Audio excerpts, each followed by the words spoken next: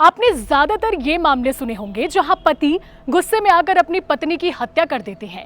लेकिन आजकल न्यूज की हेडलाइंस थोड़ी उल्टी हो चुकी है। यानी आजकल कई महिलाएं अपने पति की हत्या कर देती हैं और ये मामले खासतौर पर नई नवेली दुल्हनों के साथ ज्यादा देखने को मिल रहा है।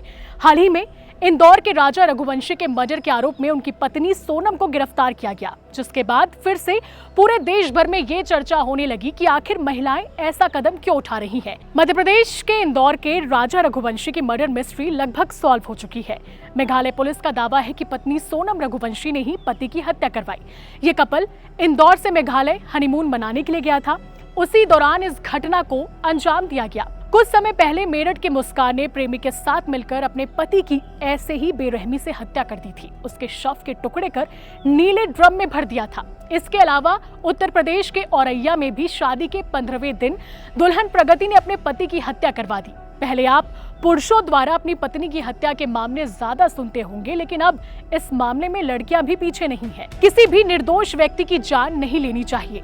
अगर आप निभा नहीं सकते तो छोड़ दीजिए, तोड़ दीजिए, लेकिन किसी की जान मत लीजिए। कुछ लोगों का यह भी मानना है कि महिलाएं सालों तक दबी रहती हैं, इसलिए बाद में हिंसक हो जाती हैं। लेकिन कोई भी कारण इस तरह की आपराधिक गतिविधि को जस्टिफाई बिल्कुल नहीं कर सकती।